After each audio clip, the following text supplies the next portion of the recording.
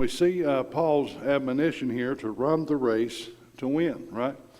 When we enter into a contest, we enter into it to win it, right? We don't just enter it to be doing so. We got the expectation that we're going to come out the winner, right? And no matter what you're doing, but he was to run the race to win. And he's wanting us to do the same. Along with his advice here, we learn from those mistakes of the ancient Israelites, you know, when Moses led them out of Egypt and all they did was murmur and complain, right? And they wound up wandering around in a wilderness for 40 years. And so we learn from that about murmuring, right? We learn not to murmur and complain. But the Christian life that we live is a race that is to be won.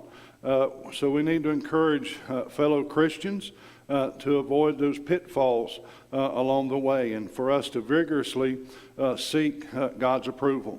And so jogging, we know, is a well-known way for people to improve and maintain their health through exercise. How many in here jog every morning? I don't either. I need to, but I don't. But a lot of people do. You see it a lot of times through Mountain View. I see some people jogging and running. If you see me running, you better run too, because I'm running to get away from something. It's not that I'm running to be exercising. But we see people jogging, right? Especially in town and city of Hickory. We see people jogging and are doing so to have a healthy body, a healthy way of living. People a lot of times ride bicycles to maintain some type of healthy, maybe cardio is what they're looking for. But we see them to do that, and they do that to improve and maintain their health through exercise. People, we see them jogging on sidewalks and trails and in the parks. But those who are not able to jog sometimes outside, they might use an exercise bike or a treadmill. That may be a little more to my liking. I think I could do those a little bit. I couldn't probably do it too vigorously. I used to could. Back around 2010, I built myself up pretty good to run on that treadmill for about an hour and a half. I couldn't do it now. I probably couldn't do it for 10 minutes.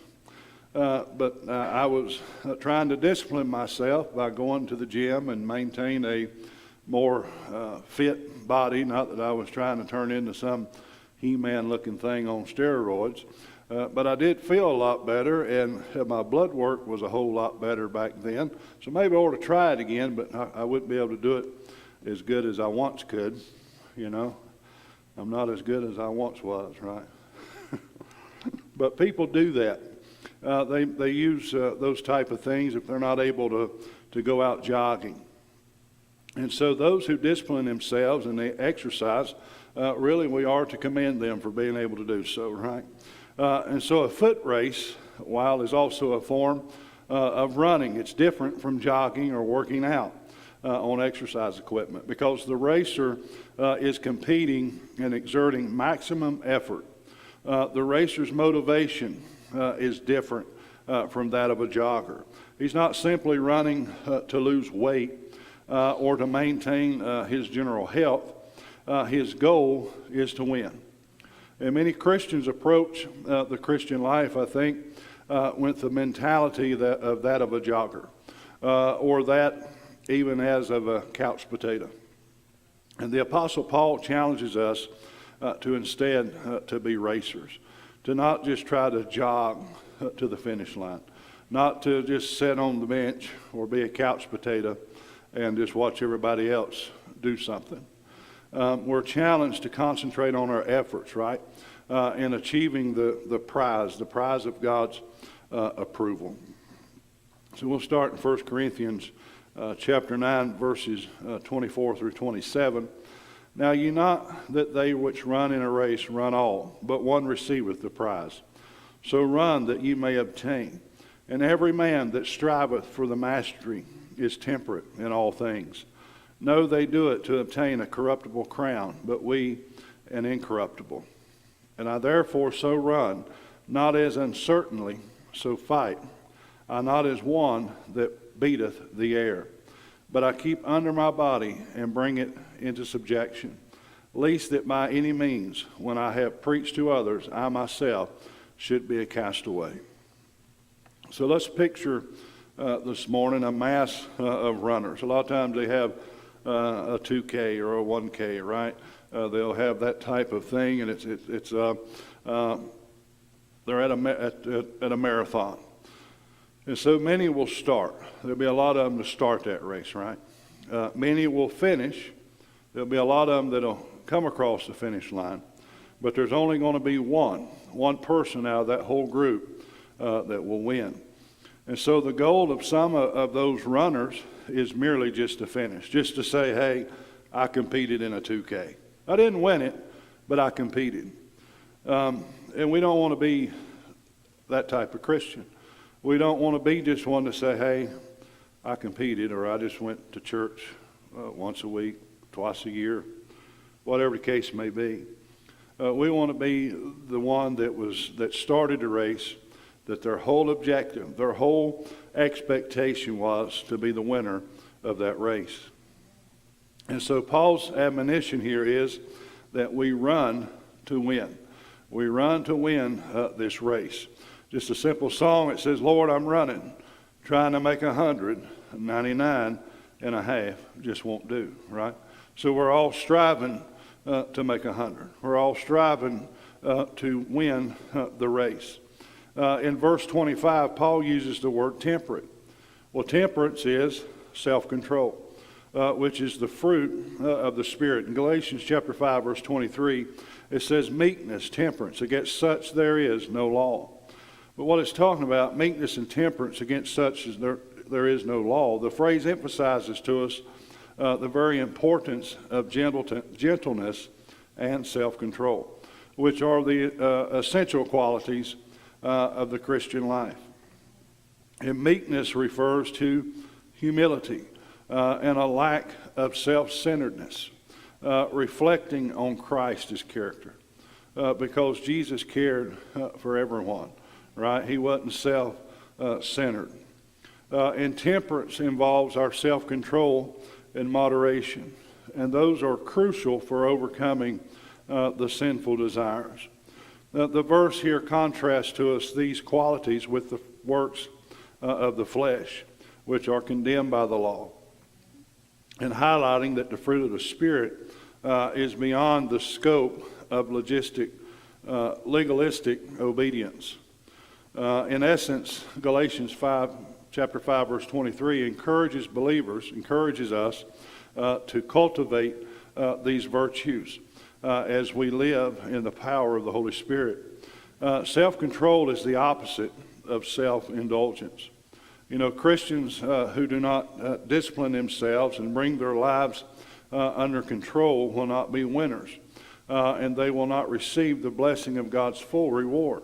They'll just be like those racers that started the race just to say they competed. They wasn't focused on trying to win it all. They were just going to be able to say, I'm a Christian, or I competed in the 2K. But Paul stated that he did not run uncertainly. What did he mean by this? The runner who is serious about winning stays focused. They stay focused on winning, as is anyone seriously committed to doing something. If you're seriously committed that you're going to do something, you stay focused on whatever that task that you've set before yourself. You stay committed to it. 2 Timothy chapter 2, verse 4, no man that warreth entangleth himself with the affairs of this life, that he may please him who hath chosen him to be a soldier. And Paul's talking in there, he points out that soldiers don't concern themselves with non-military matters because they have a job to do. We have a job to do as Christians, as believers of Jesus Christ. And he says, nor do they worry about issues that's unrelated to their specific task that's at hand or their mission. But then we'll look at a boxing metaphor here. Paul stated that he did not merely shadow box his fight, that his fight was real. It wasn't just make-believe. It wasn't a what if. He was really in this for real. In 1 Corinthians 9:27, Paul uses that metaphor here of an athlete to illustrate to us the very importance of self-discipline and that of perseverance. We have to persevere, right, in the Christian life. And he states to us that he disciplines his body and brings it under control, not because he fears losing his salvation, but to ensure he achieves the ultimate prize. He wants to achieve that incorruptible crown in the afterlife when he makes it to heaven. It emphasizes to us that a Christian life is a race or a striving, that we're striving toward a goal, and that of like an athlete, a certain ball team. They're striving when the season starts. They're either striving to be the World Series champion or the professional football champion. That's their goal, to win the Super Bowl. I don't think it's been Dallas's goal for a long time. But they're striving. They keep coming back. But you get the point. That's their goal when the season starts, right? When racing starts, those race drivers, it's their goal to be the Cup champion at the end. So as Christians, it's our goal to receive that incorruptible crown from God, to seek his approval in the afterlife. So we're striving toward that goal, and we have to train ourselves and discipline ourselves to win and achieve that goal. And Paul here, he was determined not to be disqualified from obtaining the crown of God's approval. So we don't want to do anything that's going to disqualify us from obtaining that goal or God's approval. Chapter 10, verse 1. Moreover, brethren, I would not that you should be ignorant, how that all our fathers were under the cloud, and all passed through the sea, and were all baptized unto Moses in the cloud and in the sea, and did all eat the same spiritual meat, and did all drink the same spiritual drink. For they drank of that spiritual rock that followed them, and that rock was Christ. So Paul reminds us here in Corinthians of the Israelites' history in the wilderness. And it's highlighting their privileged experience and that of a spiritual significance of their journey. He emphasizes to us that they partook of those spiritual realities, like spiritual food, the manna that he provided for them to eat, and drink water from the rock, right? And that these were types of blessings that's found in Jesus Christ. Ultimately here, these passages serve to us as a warning against pride and a reminder that even those with great privileges can fall. Highlighting here really to us the importance of remaining humble, remaining vigilant against temptation. Verse 1, Paul begins by stating that he doesn't want the Corinthians to be ignorant of the history of the Israelites. He wants them to learn from their example, both good and both bad. He mentions there in verse 2 that all their fathers were under the cloud and passed through the sea. It alludes to the Exodus, right? And their crossing of the Red Sea. How God parted the Red Sea that they could walk across on dry land and escape from Pharaoh's army. It's a symbolic representation also of the baptism in a spiritual sense. But in verse 3, he then mentions that all ate the same spiritual food. They all ate that manna that God sent down from heaven. And they all drank the same spiritual drink. They all drank the water from the rock. And he clarifies to us in verse 4 that this spiritual drink came from a spiritual rock that followed them. And this rock was Christ. It highlights the very presence and the provision of Christ in the Old Testament. And it points out to us to his presence in the new covenant, emphasizing to us the spiritual realities of Jesus Christ's body and blood there in the Lord's Supper, when they had that night where he broke bread, right, and had them to drink of that drink of his symbolizing his blood. Humility and vigilance. It serves to us for us to be cautioned, cautioned against pride, and to cautious ourselves about getting complacent, about being so complacent within where we are, within our walk with God, or within our daily lives with Jesus Christ. We don't want to be complacent, right? Even those who experience those great blessings from God could fall and be punished for their sins, just like the Israelites did. They were receiving that blessing of the manna for food to eat. They were receiving the blessing of the water to drink, but yet they still murmured and complained. Spiritual reality to us, the significance of the Old Testament experiences here, pointing to the deeper truths that we find in Jesus Christ. The passage also reminds the Corinthians here and the Christians of us today to cling to Christ, to cling to Jesus, to cling to his provisions, and to avoid any type of idolatry or temptation that could lead to our spiritual ruin. Verse 5, but with many of them God was not well pleased, for they were overthrown in the wilderness. Now these things were our examples, to the intent we should not lust after evil things, as they also lusted. Neither be ye idolaters, as were some of them, as it is written, the people sat down to eat and drink, and rose up to play. Neither let us commit fornication, as some of them committed, and fell in one day 320,000. Paul warns the Corinthian church here and Christians today against the very dangers of sin, and drawing some parallels to us between their situation and their historical examples of the Israelites in the wilderness. He emphasizes to us that even with great blessings and great privileges that they had, many Israelites succumbed to sin, and they were punished, serving as a cautionary tale for us as believers today. Verse 5, it says, but with many of them God was not well pleased, for they were overthrown in the wilderness. Despite being under God's protection, and despite receiving the blessings of God, many of the Israelites were not pleasing to God, and therefore they were met with destruction there within the wilderness. Verse 6, it tells us, now these things were our examples. Paul uses these events of history to caution us that we should not lust after evil things as they lusted.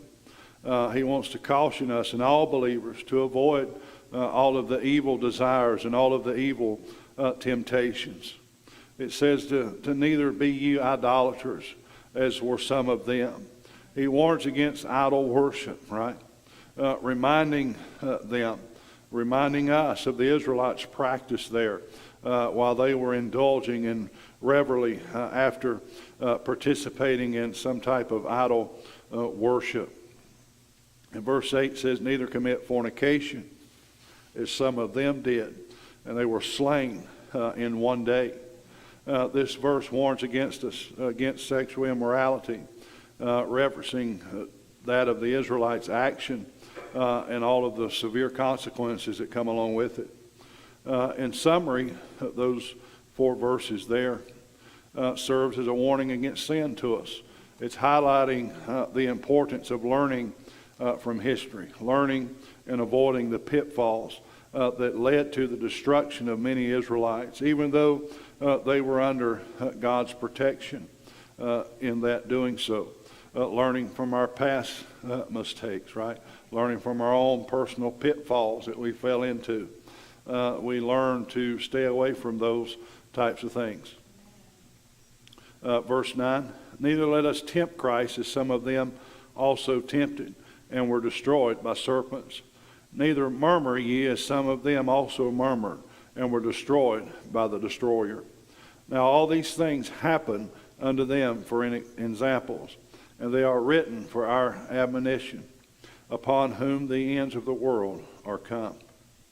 So he's warning us again here in those few verses against tempting Christ, against murmuring.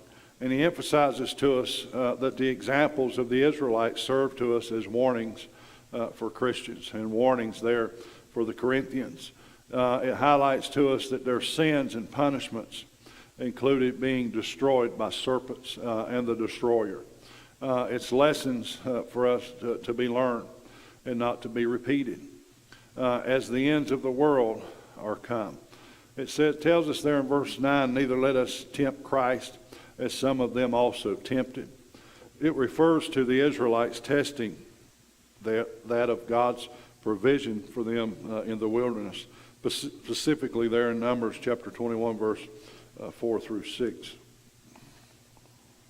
I meant to have that ready.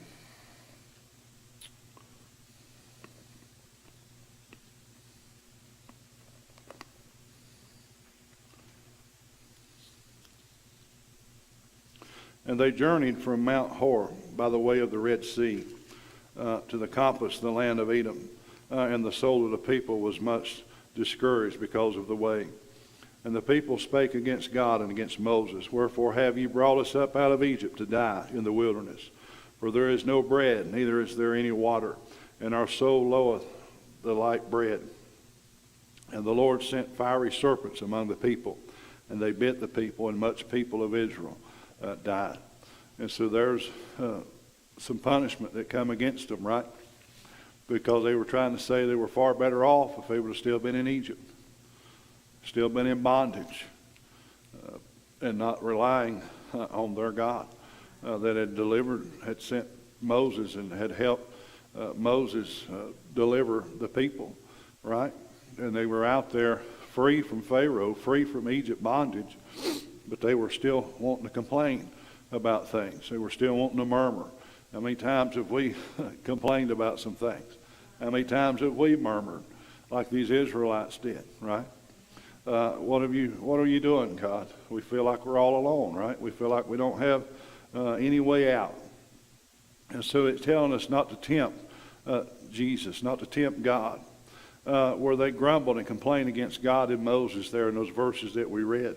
They were punished. It says they were punished with venomous snakes. They were bitten, right? And many of them died. In verse 10, neither murmur ye, as some of them also murmured, and were destroyed of the destroyer.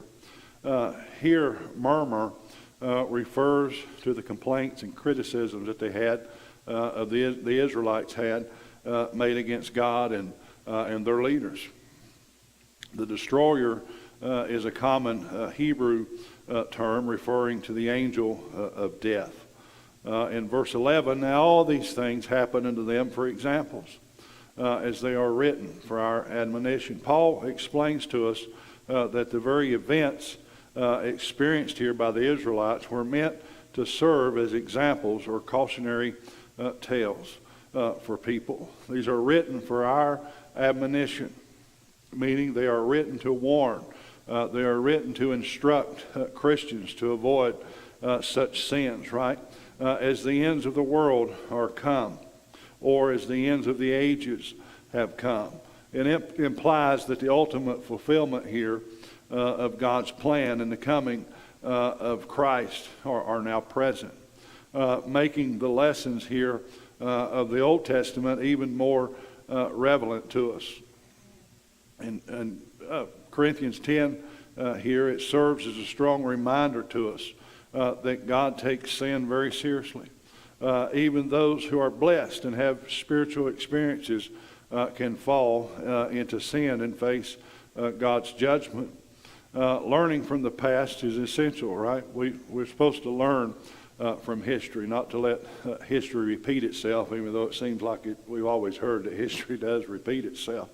But we're to learn from those past history, not to let it repeat itself, not to let those sins repeat themselves within our lives. And so the examples of the Israelites are recorded to us here to admonish and help avoid those similar mistakes that they made. Testing God, we know, is very dangerous, right? We don't want to test God. It's a serious sin to question what God's purpose is and exploit His goodness or grumble against Him. Vigilance against temptation is very necessary. Complacency and faith should be avoided. We should remain on guard against temptations that come. Because God always provides a way to escape temptation. While temptations, we know certainly will be faced, right? God will never allow anyone to be tempted beyond what can be borne or what we can handle. He always provides to us a way of escape. In essence, these verses we read here, 9 through 11, of 1 Corinthians, it's a call for believers to heed to these warnings from Israel's history. It's a call for us to learn from their failures, right? And it's a call for us to remain faithful to God by avoiding those same temptations that they had, and we're to be relying on God's grace. Verse 12, wherefore let him that thinketh he standeth take heed lest he fall. There hath no temptation taken you, but such as is common to man. But God is faithful, who will not suffer you to be tempted above that you are able, but will with the temptation also make a way to escape, that you may be able to bear it.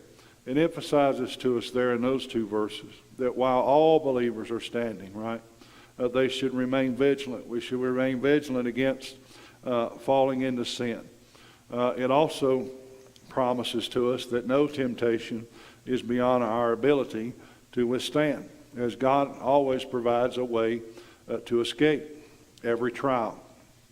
So if you think you are standing firm, be careful that you don't fall. Paul uses the Israelites' history as a warning to the Corinthians here, and a warning to us, reminding them that even those who were blessed by God can fall into sin. This verse highlights to us the very importance of humility and vigilance.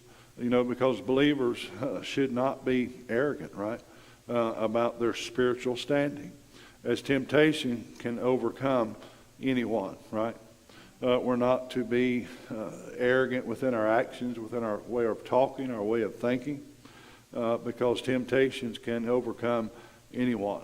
Temptations can happen to anyone, but we must stay alert to potential temptations, right? We have to actively work to resist them, knowing that we are vulnerable to falling if we become complacent. If we become complacent within our walk with God, if we become complacent within our way of living, just as we said earlier. So we don't want to be complacent, right? We want to always stay on guard. We want to always be in the Word of God. We always want to be just consumed by God's Spirit, by God's presence. And so it says, no temptation has overtaken you that is not common to mankind. But God is faithful. He will not let you be tempted beyond what you can bear. But when you are tempted, He will also provide a way out. He will also provide a way of escape that you can endure it. This verse, it offers to us some comfort here, but it also offers us encouragement because it's reminding us as believers that their temptations are not unique or insurmountable, but God is faithful and will not allow us to be tempted beyond our capacity to resist. He will always provide a way to escape and endure that temptation. The verse encourages us to trust in God's faithfulness, to trust in Him, to trust in God's provision during those times of temptation. And we should not give up, right? We should never give up. We should never make excuses when we're facing trials. But rather we should look for the way out that God provides. We can look to Him and trust in Him to help us, right? We must not think that we are strong enough on our own to avert failure, because we can do nothing without God, right? We can do nothing without the Lord Jesus Christ. We can't do anything within our own strength. And so we are the most vulnerable when we harbor a spirit of self-reliance. We can't rely on ourselves. We can't rely on other people. We have to rely fully on God, right? We have to place our trust in Him. And temptation is common to all of us. Temptation can be many different things, right? God is faithful to keep us by His grace and from being tempted beyond that we can endure. And He always provides us with the strength to keep on running the race, to stay in it, because we have to be in it to win it, right? We have to stay the race. We have to run, put all that we have within that race that we're running, to get to heaven, that race that we're running to get that incorruptible crown, right? To receive our great and just reward. Our lesson today has challenged us. It's challenged us as Christians to run the race, to run the race, to win the race that God has set out before us. Because a runner puts everything that they have. They put everything they have in to winning the race, because they're in it to win it. They're not in it just to say they competed. Everybody, most of the people in that race, that was their whole intention. A lot of them, probably, was they were expecting to win. And so we put everything that we have, just as a runner does. We put everything that we have into this race as we approach the finish line. And there are a lot of runners, but few winners. Because Paul encouraged Christians to pursue the goal of Christ's approval with intensity of a champion runner. The undisciplined runner will lose the race, right? Likewise, the Christian who is out of control will not win God's approval of his life. The experiences of Israel there in the wilderness should serve to us all as warnings for Christians today. We need to avoid the pitfalls that they fell victim to, and remember that God always provides a way of escape for us. Mom, you dismiss us, please.